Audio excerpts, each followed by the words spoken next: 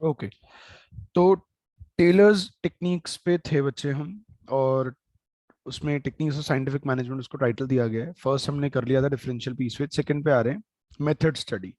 अब method study का simple सा एक फंडा होता है, एक ही कीवर्ड से इसको लर्न करना है। The keyword is one best way. The only keyword here present is one best वे। इसमें बेस्ट एग्जांपल जो हम ले सकते हैं, वो ले सकते हैं मैगी का। यार मार्केट में मैगी मिलती है, इट्स बेसिकली हाफ कुक्ड, उसका प्रोसीजर डन होता है, आपको बस घर लाके हॉट वाटर में उसको बॉईल करना है और मसाला ऐड करना है, and it's good to go, आप खा सकते हो उसको। बट हम इंडियंस ने क्या करा है, उसके एन टाइप्स ऑफ मेथड्स निकाल दिए उसको बनाने के। सौ हजारों लाखों करोड़ों तरीके बना दिए कि मैगी को कुक कैसे कर सकते हो आप। अब कोई कहता है जी मुझे तो चीज वाली मैगी पसंद है, कोई कहता है मुझे वेजिटेबल वाली मैगी पसंद है, कोई कहता है मुझे इसमें नाचोस ऐड करना है, कोई कहता है मुझे उसमें मेयो ऐड करना है, कोई किसी को सॉस चाहिए, किसी को कुछ चाहिए। तो there are numerous ways to cook it. But but method study कहता है कि एक ही सबसे अच्छा तरीका हो सकता है। Method study simply suggests the fact that there are numerous ways to do a job. मतलब कि इसको ऐसे अगर कोट करें, तो एक जॉब को करने के देर आर मेनी अप्रोचेस, बहुत सारे तरीके हैं। बट मेथड स्टडी कहता है कि उसका एक ही बेस्ट वे होगा, उसका एक ही बेस्ट अप्रोच होगा। और वो बेस्ट अप्रोच कौन सा है मैगी का, तो उसके रैपर पे प्रिंटेड है। उसके रैपर में उन्होंने सिंपल सा एक फंडा बताया, मैं भाई पैन लो, पानी डालो, बॉईल करो, और उसको मैगी ऐड करो और मसाला ऐड करो और खा जाओ, हो गया। तो हैं तो लाखों हजारों करोड़ों तरीके, लेकिन वो बेस्ट तरीका कहाँ प्रेजेंट है, उसके रैपर पर ही हमें गिवन है। तो method study talks about the one best way which is being quoted in a particular way, या तो उसके रैपर पे है या कहीं पर साइंटिफिकली गिवन होगा कि ये सबसे अच्छा तरीका है। एक और एग्जांपल ऐड करूंगा बच्चे, एनसीईआरटी एक स्टेटमेंट, एक वर्ड बार बार यूज करती है, वो है assembly line. The word is assembly line, और ये मोस्टली ऑटोमोबाइल इंडस्ट्री के लिए रिलेट करा जाता है। Now what is assembly line? यार एक कार बनती है, तो कार का बड़ा लेंदी प्रोसीजर है। कार का फ्रेम बनेगा, कार में इंजन लगेगा, कार में उसके पार्ट्स लगेंगे, कार में उसके एक्सेसरीज लगाए जाएंगे, बहुत सारे तरीका है। अब हर एक सेगमेंट अपना अपना काम कर रहा है भाई। जिसने कार के कुशनिंग या सीट कवर बनाने हैं, वो डिपार्टमेंट सीट कवर बना रहा है या सीट्स बना रहा है। जिसने इंजन बनाना है, वो इंजन बना रहा है। जो फ्रेम का काम कर रहा है, वो फ्रेम का काम कर रहा है। लेकिन जब असेंबली करने पर आते हैं, तो एक ही तरीके से करी जाती है। असेंबली करने का एक सिंपल सा पैटर्न होता है, उसको वो डिस्टर्ब नहीं करते, उसी मेथड पे, उसी वे पे, उसी पैटर्न पे वो काम करते चले जाते हैं। तो टेक्निकली मेथड स्टडी हमें बस ये बता रहा है असेंबली लाइन के थ्रू कि वो एक ही बेस्ट अप्रोच है काम को करने का। है तो बहुत सारे, पर बेस्ट वाला एक ही है। अब जब आप वो बेस्ट वाला फॉलो करोगे तो होगा क्या? क्वेश्चन आता है, व्हाट लीड्स और what is the outcome of method study. तो हम लिखेंगे यहां पर कि यार ये हेल्प करता है हमारी कॉस्ट को कट करने में, जिससे क्या होगा, ऑटोमेटिकली हम क्वालिटी बढ़ाने पे फोकस करेंगे। दूसरा, ये रिसोर्सेज भी कम लगवाएगा, क्योंकि वन बेस्ट पे आप हंट कर चुके हो ना, और रिसोर्स कम लगने से ऑब्वियसली क्या बढ़ा लोगे आप, अपना प्रॉफिट एफिशिएंसी को राइज कर लोगे।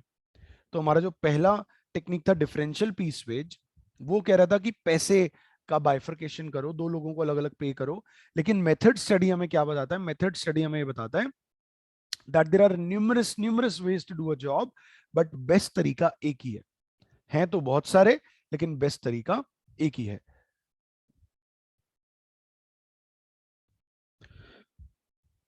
Okay, now the third technique. अगली टेक्निक जो आती है, बहुत ही सिंपल सी टेक्निक है, वो है motion study. Next technique is motion study.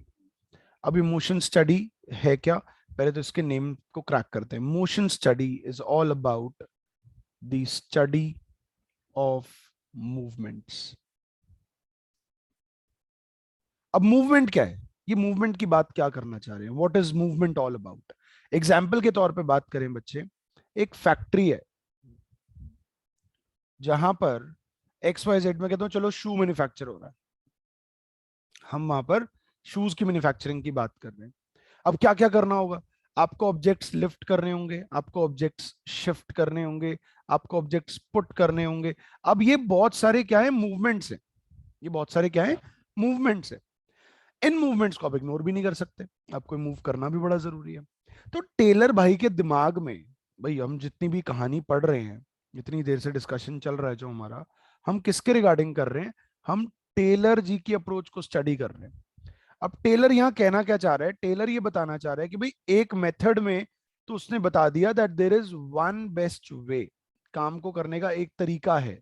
तो मोशन स्टडी में वो क्या करना चाह रहा है, वो कह रहा है पहले मैं मूवमेंट्स को स्टडी कराता हूं आपको। अच्छा भाई ठीक है, करा लो, पहले स्टडी कराओ। क्या है स्टडी ऑफ मूवमेंट्स, कि in a factory, at a work place, in a manufacturing unit, there are different approaches, कि आपको किसी ऑब्जेक्ट को लिफ्ट करना है, पुट करना है, शिफ्ट करना है, मूव करना है, बहुत सारे मूवमेंट्स हैं। लेकिन इनमें कुछ ऐसी मूवमेंट्स भी हैं, कुछ ऐसी मूवमेंट्स भी हैं जो एक्स्ट्रा हो रही हैं, जिनको हम कट शॉर्ट कर सकते हैं। कुछ मूव्स बेकार हैं, इनको हटाना है हमें वहां से। जैसे कि एक छोटा सा एग्जांपल ले लेता हूँ, बहुत बहुत छोटा सा एग्जांपल, एक डोमेस्टिक नेचर का एग्जांपल है हमारा। भाई हम लोग घर के लिए ग्रोसरीज खरीदने जाते हैं, वैसे आजकल तो सब ऑनलाइन डिलीवर हो जाता है, बट स्टिल स्टिल हम घर के लिए ग्रोसरीज खरीदने जाते हैं। But before leaving our place, घर से निकलने से पहले हमारा एक बड़ा सिंपल सा कॉमन सा डायलॉग आता है कि कुछ और तो नहीं लाना, I am rushing to XYZ market, में यहां जा रहा हूं अभी, कुछ और तो नहीं लाना ना। अब वो मैं पूछकर क्यों जा रहा हूं, क्योंकि मैं दोबारा नहीं जाना चाहता। और ये हमारी इंडियन, कहते हैं ना, एक सिंपल सी मेंटालिटी है हम लोगों की, कि हमें उस मोमेंट ऑफ टाइम पे वो याद नहीं आती चीज। हम मार्केट से हो आते हैं, घर आके याद आता है, अरे यार वो भी तो लेकर आना था। सो द पॉइंट इज, वो एक एक्स्ट्रा मूव लगेगी, अब जाना पड़ेगा दोबारा से। So what I am trying to teach you here is, कि ये जो हम एक्स्ट्रा मूवमेंट्स हैं, हमें उन्हें कट करना है। उनको कट करने के लिए टेलर ने कहा कि हम मोशन स्टडी चलाएंगे।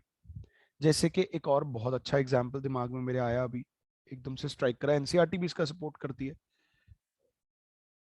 Use of CCTV camera. CCTV लगे होते हैं आजकल हर जगह।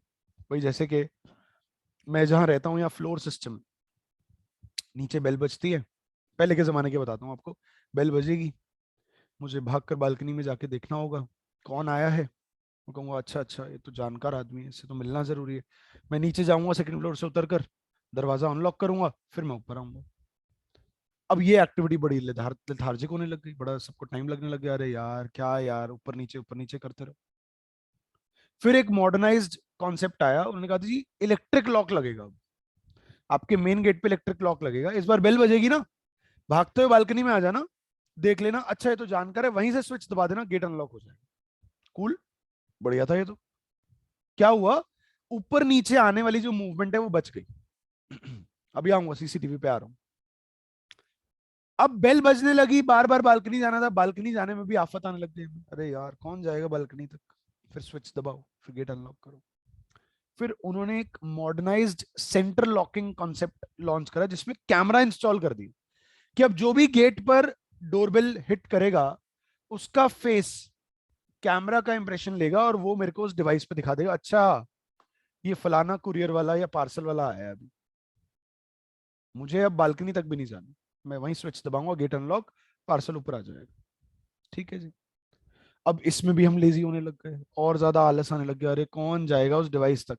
उन्होंने कहा जी अब कहीं नहीं जाना, अब आपके वो सीसीटीवी जो आप लगाओगे ना, उसका इंप्रेशन हम आपके मोबाइल पे छोड़ देंगे।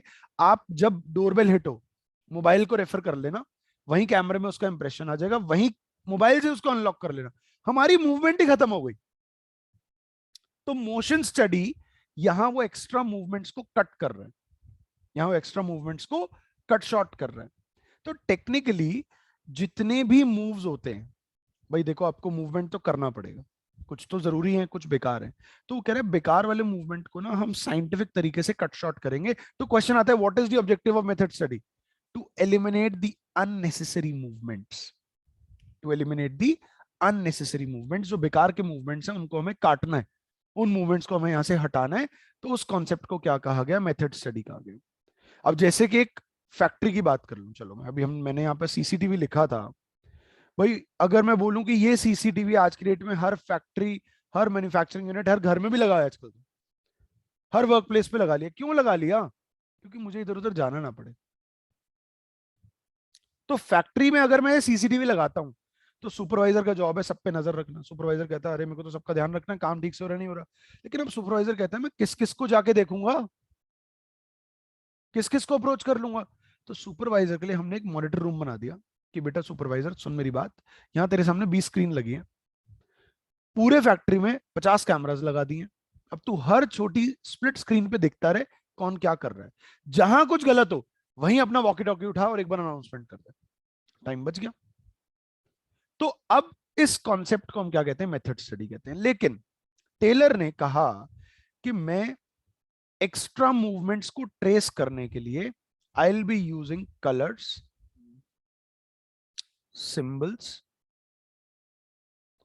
या स्टॉप वॉचेस। अब ये कैसे यूज होगा, आओ जरा इसकी भी कहानी समझें। अब बच्चे एक छोटा सा एग्जाम्पल हम ड्रॉ करके चलते हैं। चलो आओ एक छोटा सा एग्जाम्पल मैं यहां बना लेता हूं। मान लेते हैं ये जो है, ये है हमारी फैक्ट्री। ये क्या है, हमारी फैक्ट्री है जहां पर गुड्स मैन्युफैक्चर होते हैं।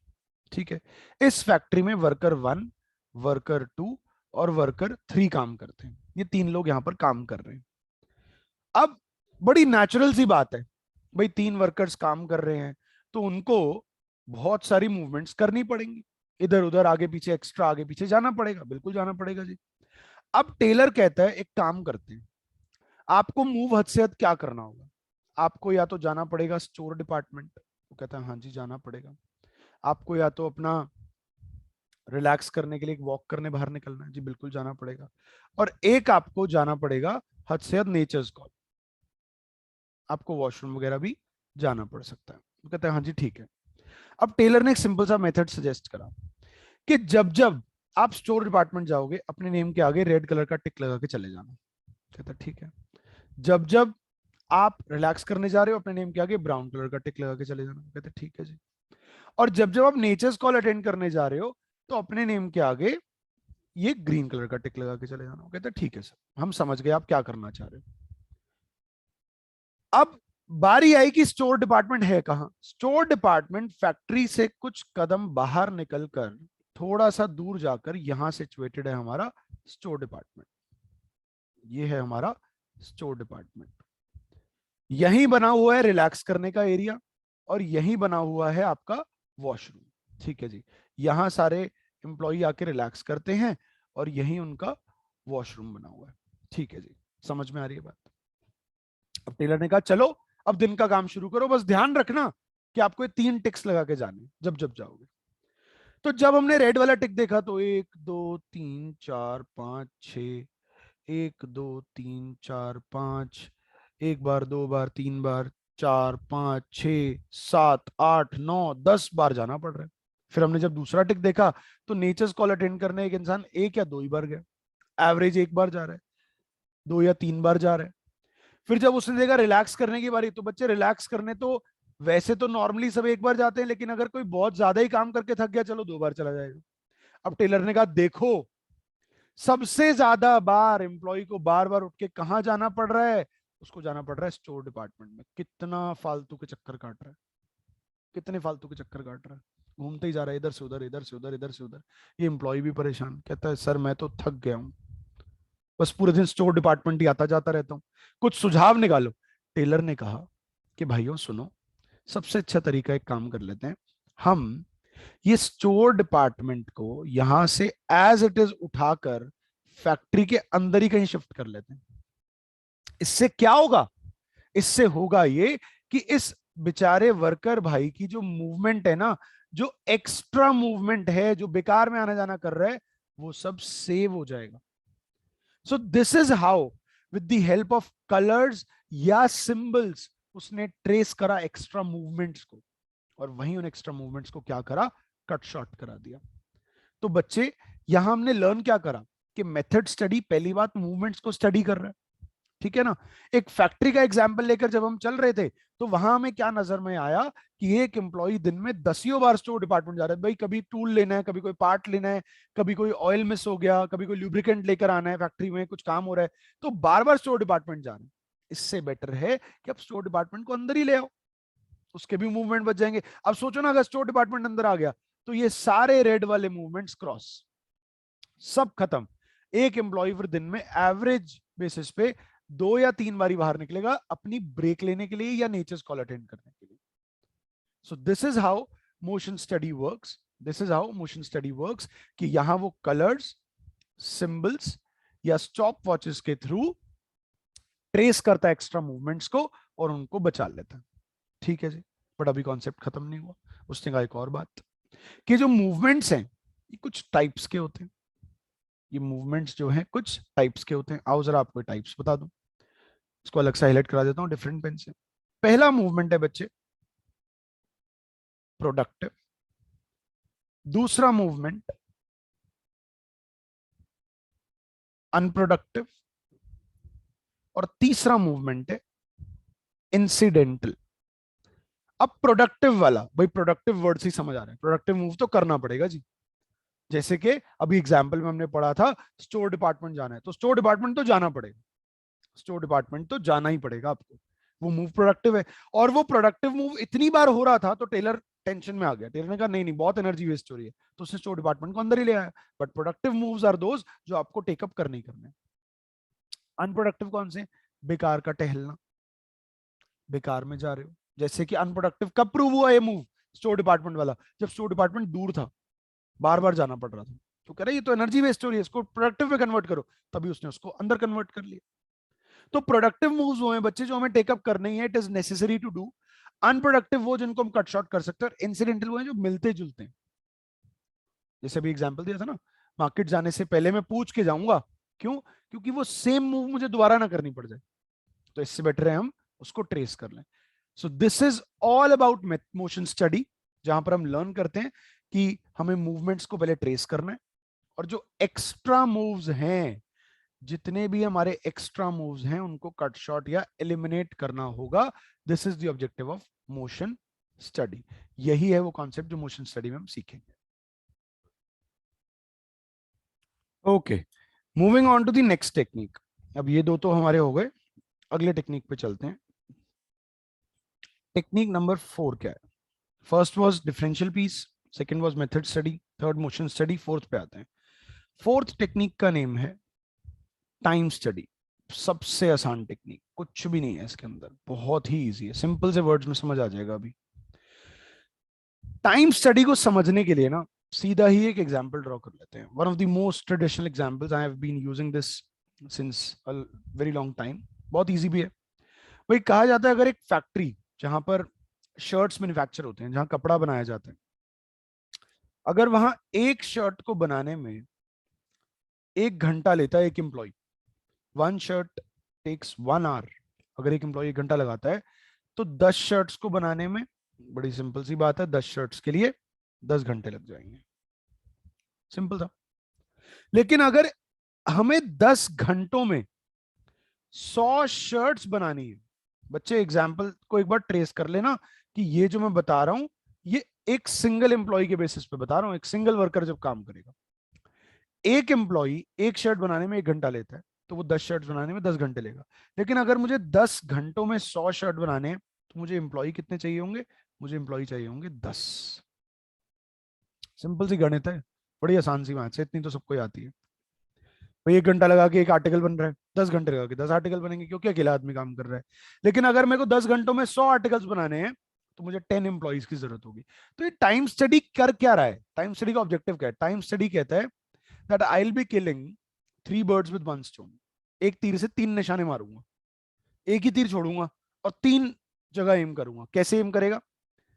पहला एम कर रहा है ये टाइम टेकन पे। पहला इसका एम है कि ये चेक करेगा समय एक्चुअली कितना लगा, जो उसने फर्स्ट स्पॉट पे बता दिया, 1 शर्ट 1 आवर। ठीक है जी। दूसरा, अब वो कह रहे हैं मैं टाइम के अकॉर्डिंग ही क्या बांट सकता हूं, वेजेस का डिसीजन ले सकता हूं कि घंटे के हिसाब से कितना पैसा किसको देना। सिंपल है, पता लग जाएगा कि हाँ भाई मिस्टर राजू ने कितना काम करा जी, उन्होंने आज 12 घंटे काम करा, दे दो जी 12 घंटे के हिसाब से पैसे दे दो, सिंपल। और लास्ट है बच्चे, हम यहां से ये कैलकुलेट करेंगे कि नंबर ऑफ एम्प्लॉइज कितने लगेंगे। कहां से पता लगा? ये इस वाले फ्रेम से पता लगा कि जब आपको 10 घंटे में 100 शर्ट्स बनानी थी तो कितने लोग चाहिए जी? 10 लोग चाहिए। दैट्स इट, यही था टाइम स्टडी, कुछ है ही नहीं इसके अंदर।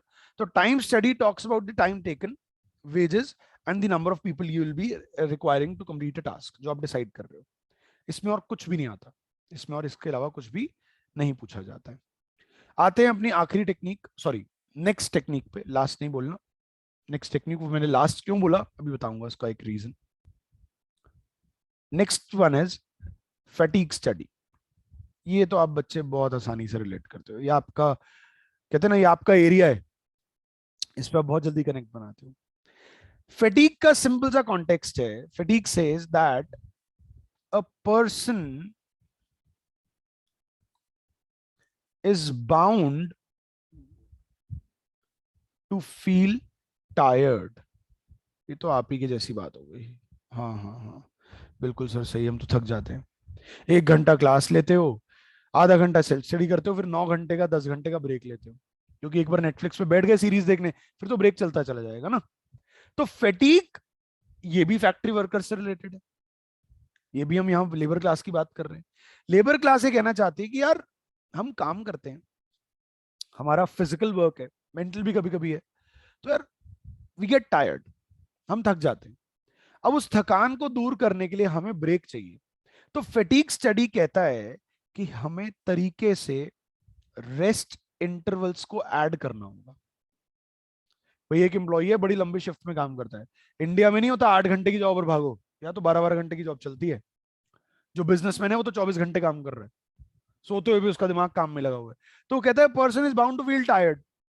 तो आप रेस्ट इंटरवल्स को क्या करो, रेस्ट इंटरवल्स को ऐड करो, सो दैट वो वर्कर, वो एम्प्लॉय क्या कर ले, रीगेन कर ले किसको, अपने स्टैमिना को।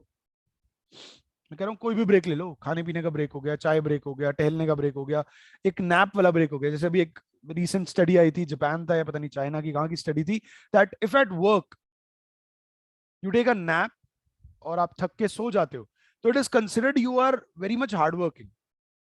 इंडिया में ये आ गया तो तुम्हें पता है यहाँ तो नालायकी और चोरी हो जाएगी बहुत ज्यादा, जानबूझ के पूरी दुनिया सोती रहेगी, देखो जी मैं कितना हार्ड वर्किंग हूँ, पूरी रात नेटफ्लिक्स देखा है, सुबह तो मुझे सोना ही पड़ेगा, है ना।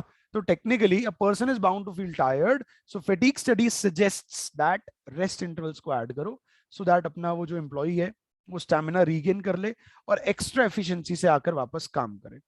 इससे होगा क्या, इससे होने क्या वाला है, इससे ये होगा बच्चे कि कॉर्डियल रिलेशंस बन जाएंगे वर्क प्लेस पर। एक वर्कर कहेगा देख यार हमारा मालिक कितना अच्छा है, हमें आके बोलता है ब्रेक ले लो, रेस्ट कर लो, आराम कर लो थोड़ा, ताकि उस आराम के बाद जब आप वापस आओगे तो आप बहुत अच्छे से काम कर पाओगे, अच्छी फुल ऑन एनर्जी लगा के जॉब को खत्म कर पाओगे। तो fatigue study suggests that rest interval should be added so that stamina regain हो, अच्छा रिलेशन बन जाएगा इससे, और इंसान ज्यादा थकेगा भी नहीं, और काम में मतलब कहते हैं ना एफिशिएंसी फिर बढ़ जाएगी। हाँ जी। अभी बीच में जब हमें शुरू कर थे fatigue study, although rest interval भी बात कर रहे थे, तो मैंने गलती से बोल दिया था चलो आओ आपको आखिरी टेक्निक पे लेके चलता हूँ। बच्चे वो लास्ट वर्ड क्यों निकला मेरे मुंह से, मैंने लास्ट टेक्निक क्यों बोला, मैं आपको उसका रीजन बताता हूँ। ट्रेडिशनल अप्रोच देखी जाए ना, जब मैंने अपना बोर्ड एग्जाम दिया या उसके कुछ बाद वाले ईयर्स में, एक टॉपिक आता था वर्क स्टडी, एक टॉपिक था उसका नाम था वर्क स्टडी। और वर्क स्टडी के अंडर कुछ चीजें आती थी जैसे कि मेथड, मोशन, टाइम और फैटीग। तो आप कहोगे तो पढ़ लिया हमने, बिल्कुल पढ़ लिया बच्चे। फॉर्मरली इसको हम वर्क स्टडी का नाम देते थे और उसके अंदर ये 4 कॉन्सेप्ट्स आते थे। बट रीसेंट टाइम में क्या करा उन्होंने कि इन चारों को इंडिविजुअल इंपॉर्टेंस देकर इंडिविजुअल टेक्निक काउंट करा दिया। तो अगर गलती से एग्जाम में वो कभी पूछ लेना कि which work study is highlighted है, तो घबरा मत जाना कि अरे वर्क स्टडी पूछ लिया, वर्क स्टडी इनका पेरेंट नेम है, वर्क स्टडी इनका पेरेंट नेम है। और ये चाइल्ड कॉन्सेप्ट क्या है, method, motion, time and fatigue. तो कभी आ जाता है तो डू नॉट पैनिक, एक ही बात है। मतलब कि आपको हो सकता है किसी पुरानी बुक में दिखेगा कि अरे हमें तो सिर्फ और सिर्फ 4 ही टेक्निक्स करने। कैसे 4 हुए? एक हो गया आपका डिफरेंशियल पीसवेज, एक हो गया वर्क स्टडी, एक अभी कराऊंगा फंक्शनल फोरमैनशिप, और आगे कराऊंगा स्टैंडर्डाइजेशन एंड सिंप्लीफिकेशन। लेकिन अभी के कंसर्न में क्या कहते हैं जी, 4 नहीं है 7 टेक्निक्स है। क्यों बच्चे? क्योंकि इनको इंडिविजुअल काउंट दे दिया। तो डू नॉट पैनिक कि ये क्या पूछ लिया हमसे, वर्क स्टडी क्या होता है, ये आपको यहां पर ध्यान में रखकर चलना होगा, क्योंकि इनका पेरेंट नेम है, पुराने इसको इस तरीके से जाना जाता था।